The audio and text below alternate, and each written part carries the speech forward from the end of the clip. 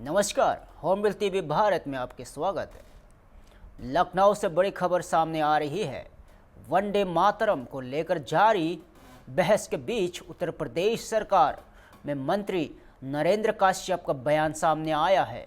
नरेंद्र काश्यप ने कहा है कि राष्ट्रीय गान और वंदे मातरम राष्ट्र चेतना और राष्ट्र प्रेम का आधार है। उन्होंने कहा कि केंद्र सरकार के फैसले का देश के हर व्यक्ति को स्वागत करना चाहिए। उन्होंने आगे कहा कि कुछ संस्थाएं वंदे मातरम गाने का विरोध करती है, लेकिन उनके मुताबिक इसमें ऐसा कुछ भी नहीं है जिससे किसी मजहब या व्यक्ति की भावनाओं को ठेस पहुँचे, इसलिए सभी को इसे गाना चाहिए। गौरतलब है कि केंद्रीय स्तर पर जारी गाइडलाइन के बाद इस मुद्दे पर देश भर में राजनीतिक बयानबाजी तेज हो गई है। एक तरफ जहां इससे राष्ट्र भावना को से जोड़कर देखा जा रहा है, वहीं दूसरी ओर कुछ दल इसे व्यक्तिगत स्वतंत्रता और संवैधानिक अधिकारों से जोड़ रहे हैं। अब देखना होगा कि यह बहस आने वाले दिनों में किस दिशा में जाती है।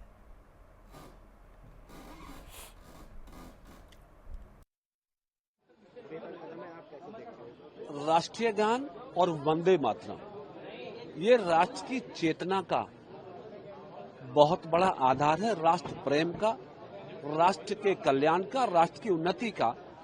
मेरे ख्याल से केंद्र सरकार भी और देश के हर व्यक्ति को इस फैसले का स्वागत करना चाहिए। मैं भी स्वागत करता हूं और हर व्यक्ति को राष्ट्रगान गाना, वंदे मातरम गाना, मेरे ख्याल से ये भारत की संस्कृति में शामिल होना चाहिए। जिस तरह से जमीयत उलमा हिंद इसका विरोध कर रही है, वो किस तरह से देखते हैं कि देश के कुछ लोग हैं, कुछ संस्थाएं हैं ऐसी जो अभी भी वंदे मातरम का विरोध करती हैं या गाने से परहेज करती हैं। मेरे ख्याल से इस वंदे मातरम में कोई भी ऐसी चीज नहीं है कि जिसके गाने से किसी मजहब पे असर पड़ता हो, किसी व्यक्ति पर असर पड़ता हो।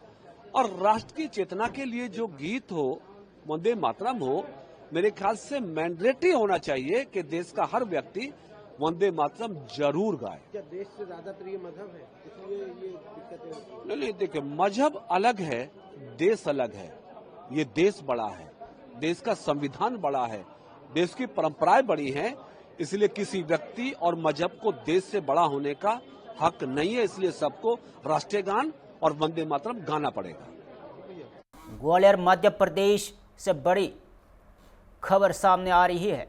केंद्रीय मंत्री ज्योतिरादित्य सिंधिया ने भारत नेट परियोजना को लेकर बड़ा बयान दिया है। ज्योतिरादित्य सिंधिया ने कहा कि भारत नेट दुनिया का सबसे बड़ा ग्रामीण ब्रॉडबैंड प्रोजेक्ट है। उन्होंने बताया कि इस योजना के तहत देश के हर गांव और ग्राम पंचायत को ब्रॉडबैंड और ऑप्टिकल फाइबर केबल यानी OFC से जोड़ा जाएगा। उनका कहना है कि इस परियोजना से यह सुनिश्चित किया जाएगा कि देश के हर गांव तक तेज इंटरनेट कनेक्टिविटी पहुंचे। इससे डिजिटल सेवाओं, ऑनलाइन शिक्षा, टेलीमेडिसिन और गवर्नेंस को मजबूती मिलेगी। सरकार का दावा है कि भारत नेट के माध्यम से ग्रामीण भारत को डिजिटल रूप से सशक्त बनाने की दिशा में एक ऐतिहासिक कदम है।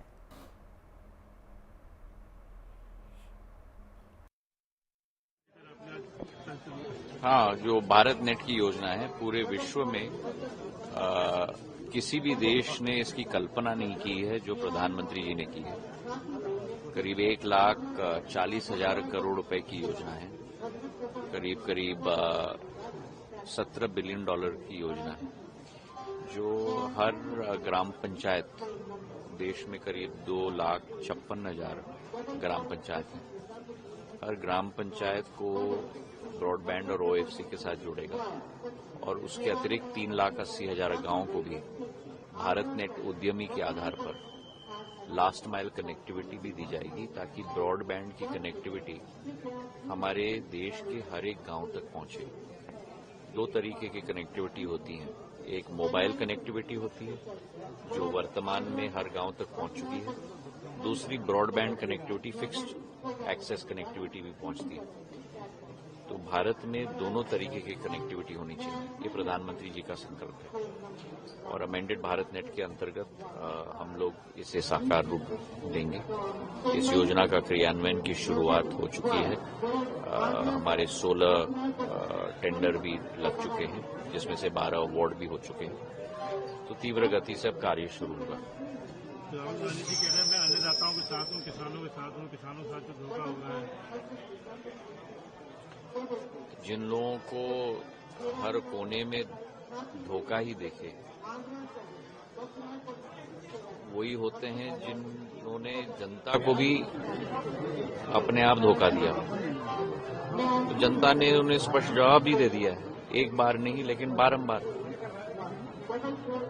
देश जो प्रधानमंत्री जी के नेतृत्व में अग्रसर हो रहा है, विश्व पटल पर नक्षत्र की तरह उभर रहा है, उस देश को आगे बढ़ाने के बावजूद हर स्तंभ पर और हर मंच पर नीचे दिखाने का कार्य अगर कोई करेगा तो उससे ना उस व्यक्ति की प्रगति होगी, ना उस दल की प्रगति होगी।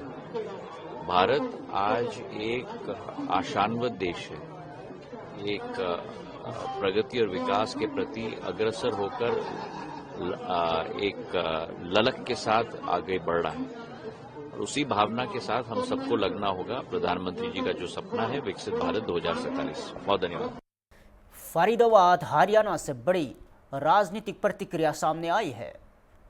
संघ गुरूर से आम आदमी पार्टी की विधायक नरेंद्र कौर भारत के आरोपों पर हरियाणा के मुख्यमंत्री नायब सिंह सैनी ने जवाब दिया है। मुख्यमंत्री सैनी ने कहा कि मुझे उनका नाम भी नहीं पता, पंजाब के लोग मुझे बुलाते हैं और उनके बुलावे पर ही मुझे पंजाब आने का मौका मिलता है। पंजाब के लोग आम आदमी पार्टी से तंग आ चुके हैं। उन्होंने आगे कहा कि पंजाब में किसानों को उनकी फैसलों का सही दाम नहीं मिल रहा है और राज्य में कई समस्या बनी हुई है। सैनी का दावा है कि पंजाब की जनता ने बदलाव का मन बना लिया है। गौरतलब है कि पंजाब की राजनीति में इन दिनों आरोप प्रत्यारोप का दौर जारी है और हरियाणा पंजाब के नेताओं के बीच बयानबाजी तेज हो गई है। अब देखना होगा कि आम आदमी पार्टी की ओर से इस बयान पर क्या पलटवार किया जाता है।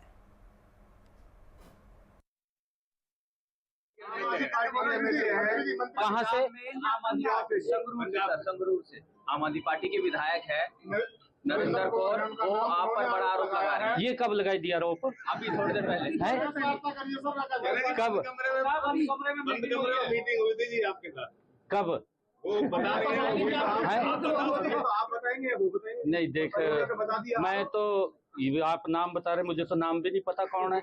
मैं ये भी नहीं जानता भी वो कौन से विधानसभा क्षेत्र से है। हाँ, एक बात जरूर कहना चाहता हूँ, पंजाब की जनता हमारी सम्मानित जनता है। पंजाब के लोगों की जो लोग की मुझे निमंत्रण देण आउंदे आ, मैं पंजाब दे लोकां दे निमंत्रण ते पंजाब विच मुझे जाण दा मौका मिलता है, उन्हां दे निमंत्रण ते मिलता है, क्योंकि पंजाब दे लोकी आम आदमी ते बड़े तंग ने, किसान परेशान ने, उन्हां दी फसल दा जो लाभकारी मूल्य मिलना चाहिए है वो पंजाब दे विच नहीं है। तो आपके जी पंजाब दे विच किसान नू फसल जब वो बेचण जांदा है मंडी दे विच, उहदे विच बड़ी दिक्कतां खड़ियां उसके सामने हुंदियां। पंजाब दे विच आम आदमी पार्टी ने बड़े सजाबाक वहां के लोगों को दिखाते थे। पंजाब दे विच अज स्थिति क्या बनी 5 सालां दे विच, क्योंकि 5वां साल चल रहा सी, मात्र 8 महीने 9 महीने का कार्यकाल आम आदमी का बच्चा है। जिथों दिल्ली ते झूठे वायदे, मेरे ख्याल दिल्ली में भी ਜਿਹੜੇ ਆਰੋਪ ਪੰਜਾਬ ਦੇ ਵਿੱਚ ਆਪ ਤੁਸੀਂ ਕਹਿ ਰਹੇ ਨੇ ਇਹ ਲਗਾਏ ਸੀ, ਦਿੱਲੀ ਵਿੱਚ ਵੀ ਲਗਾਤੇ ਹੋਣਗੇ ਇਹਨਾਂ ਨੇ। ਦਿੱਲੀ ਵਾਲਿਆਂ ਨੇ ਸਾਫ਼ ਕਰ ਦਿੱਤਾ ਵੀ ਇਹ ਤਾਂ ਝੂਠ ਦੀ ਦੁਕਾਨ ਹੈ, ਔਰ ਇਹ ਕਾਂਗਰਸ ਤੇ ਵੀ ਬੜੀ ਦੁਕਾਨ ਹੈ ਝੂਠ ਦੀ, ਉਹਨਾਂ ਨੂੰ ਦਿੱਲੀ ਤੇ ਸਾਫ਼ ਕਰ ਦਿੱਤਾ। अब पंजाब ਦੇ ਲੋਕਾਂ ਨੇ ਇਹ ਮਨ ਬਣਾ ਲਿੱਤਾ कि आम आदमी ਨੂੰ ਇੱਥੇ ਤੇ भी साफ करांगे। पंजाब आप जा रहे हो लगातार, तो अब ये नेता भी परेशान होने लगे हैं आपके जाने से वापस, कह सकते हैं? देखिए, मैं एक गल कहना चाहता है कि मैं अपने वल्लों नहीं जा रहा पंजाब, मैं लगातार इस गल दा लगातार कई थां ते मैंने गल बोली सी कि पंजाब साडा घर है। मैं लगातार ये गल बोलदा कि पंजाब साडा घर है, पंजाब दे विच साडी रिश्तेदारियां ने, एक ही घर सी पंजाब। पंजाब दे नाल साडा कोई रिश्ता और नहीं है, साडा खून दा रिश्ता है पंजाब दे नाल, क्योंकि पंजाब से हरियाणा सूबा अलग होया सी, दो भरा अलग हुए सी, छत भी आज एक ही है, एक ही छत है आज भी बेड़ा एक ही है, दो बेड़े नहीं है, एक ही बेड़ा है, एक ही छत है। इन्होंने चाहे कांग्रेस पार्टी पंजाब दे विच है, चाहे या आम आदमी दी पार्टी दी सरकार कांग्रेस दे विच आई है, इन्होंने लोगों नूं वो सजाबाग दिखाते, कांग्रेस ने जिहड़े दिखाए सी आम आदमी ने उहदे बड़े दिखा दिते, परंतु लोगों के हाथ निराशा ही हाथ लगी और लोकी इन्हां सरकार ते बड़े परेशान है। लोकी अज नरेंद्र मोदी जी के नेतृत्व में भारतीय जनता पार्टी की सरकार पंजाब दे विच बनाना चाहते हैं। इन्होंने खरीद फरोख्त की, मैं तो जिहड़ा तुसी ना लिता मैं तो उन्होंने जानता भी नहीं, मैं उसकी कंस्टिचुएंसी नहीं जानता जिहड़ी वो गल कर रही है। अजकल तो सारा का सारा मीडिया का जमाना है। मुंबई से बड़ी राजनीतिक प्रतिक्रिया सामने आई है। वंदे मातरम को लेकर जारी बहस के बीच महाराष्ट्र के उप मुख्यमंत्री एकनाथ शिंदे ने तीखी टिप्पणी की है। एकनाथ शिंदे ने कहा, वंदे मातरम से क्या एलर्जी है, वंदे मातरम तो नेशनल सॉन्ग है, हमारे देशभक्त फ्रीडम फाइटर्स ने अपनी जान कुर्बान की है, इसमें गलत क्या है, सभी को वंदे मातरम कहना चाहिए। उन्होंने कहा कि वंदे मातरम देशभक्ति और राष्ट्र भावना का प्रतीक है और इसे लेकर किसी प्रकार का विवाद नहीं होना चाहिए। गौरतलब है कि राष्ट्रीय गीत को लेकर हाल के दिनों में राजनीतिक बयानबाजी तेज हो गई है और अलग अलग दलों की ओर से विभिन्न प्रतिक्रियाएं सामने आ रही है। अब देखना होगा कि इस बयान पर विपक्ष की ओर से क्या प्रतिक्रिया आती है।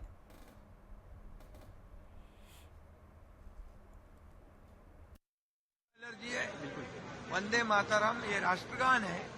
ये वंदे मातरम कहते कहते हमारे देशभक्त स्वातंत्र वीर उन्होंने बलिदान दिया है, देश को आजादी दिलाई है। ये राष्ट्रगान है। वंदे मातरम, मातृभूमि को वंदन करना, इसमें क्या गलत है? और इसलिए वंदे मातरम सभी लोगों को कहना है। राहुल गांधी का कहना है कि भारत सरकार ने भारत माता को भेज दिया है। शिंदे साहब, परभनी में जिस तरह से मुस्लिम मेयर बिठाया गया, क्या हिंदुत्व की और मराठी की बात करते थे, लेकिन वहाँ पर जहाँ मौका मिला वहाँ मुस्लिम उन्होंने। अरे बाबा, 2019 में उन्होंने जब बाला साहब ठाकरे जी के विचार छोड़ दिए, इसलिए तो हमने सरकार बदल दिया। सरकार बदल के लोगों के, जनता के दिल का सरकार लाया है और इसीलिए हम बाला साहब ठाकरे जी के विचार को आगे बढ़ा रहे हैं, डेवलपमेंट को आगे बढ़ा रहे हैं। इसलिए 3.5 सालों में जो राज्य सरकार ने, महायुति ने काम किया है, इसका नतीजा क्या है? हम महायुति विधानसभा में 1 साइड जीत गई, नगर परिषद में जीत गई, महापालिका में जीत गई, अभी जिला परिषद में जीत गई। तो महायुति को, जो हम बाला साहब ठाकरे जी को विचार को आगे बढ़ा रहे हैं, अभी उन्होंने अपना असली चेहरा दिखाया है। शिंदे साहब, आप जो है बांग्लादेश मुक्त मुंबई करना है।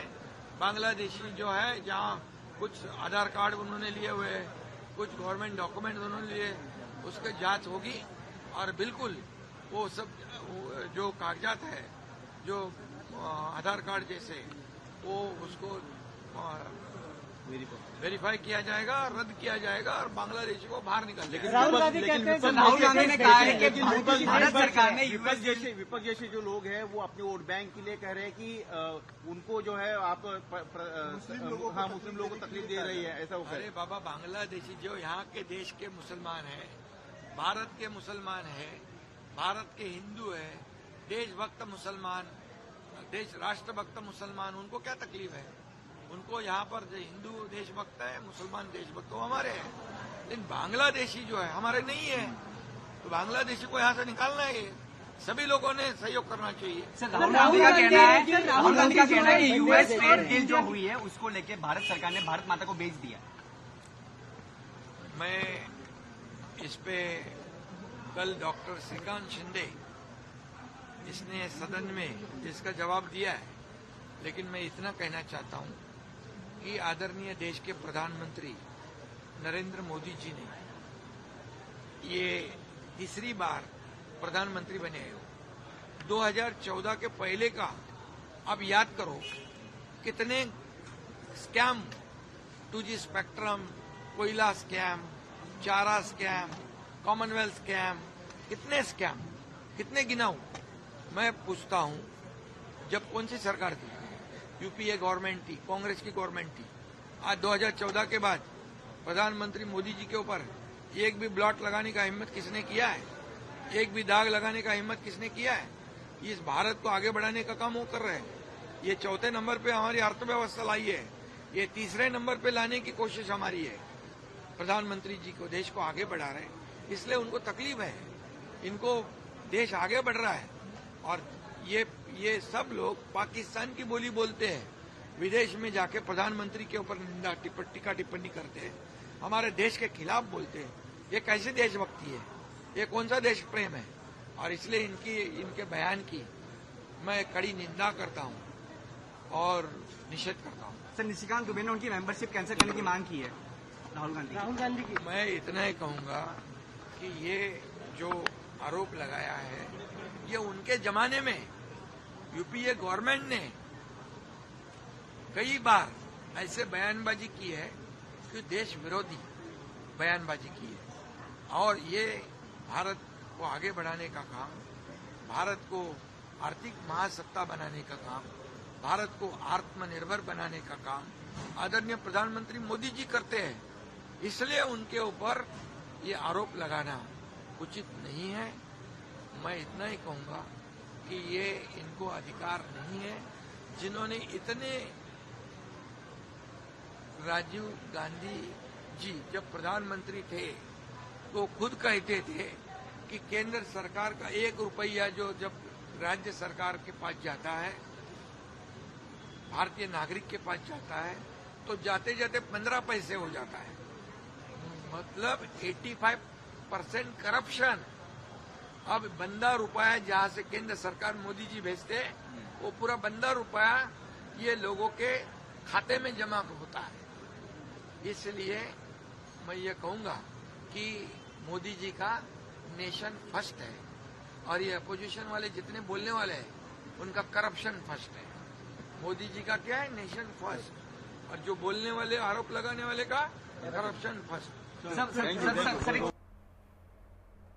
जम्मू से बड़ी राजनीतिक खबर सामने आ रही है। बसपा के राष्ट्रीय महासचिव तरुण चुग ने लोकसभा में विपक्ष के नेता राहुल गांधी के बयान पर तीखी प्रतिक्रिया दी है।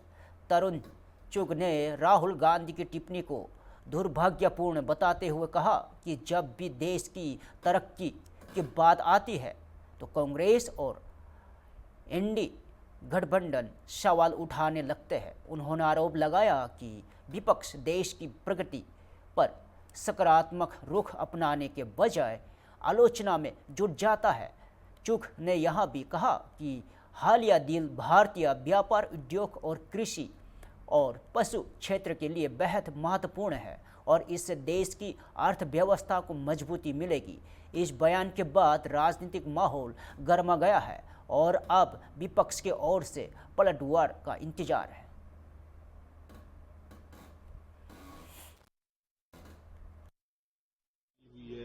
उसमें भारत को बेच दिया गया है। इसी तरह उमर अब्दुल्ला का भी कहना है कि इंडिया यूएस डील से जम्मू दुर्भाग्यपूर्ण है राहुल गांधी की टिप्पणी।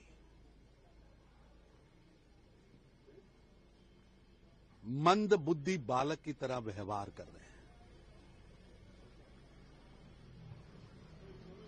कांग्रेस सहित इंडी गठबंधन के युवराज व युवरानियों का ये भ्रष्ट टोला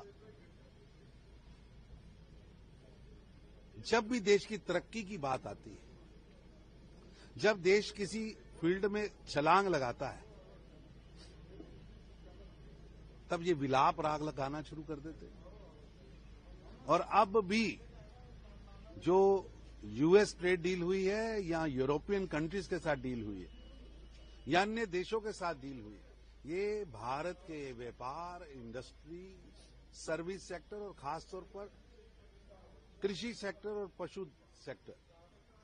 पशुपालक सेक्टर के लिए बहुत ही महत्वपूर्ण है, बहुत उसमें बूस्ट लाने वाली है। अब देश का सामान विश्व के बाजारों में बिकेगा। अब इन सभी समझौतों के बीच में किसान की फसल को सुरक्षा कवच दिया गया है, डेयरी प्रोडक्ट्स को सुरक्षा कवच दिया गया है और उन्हीं चीजों पर समझौता किया गया है जो चीजें हम पहले से ही बाहर से मंगाते हैं।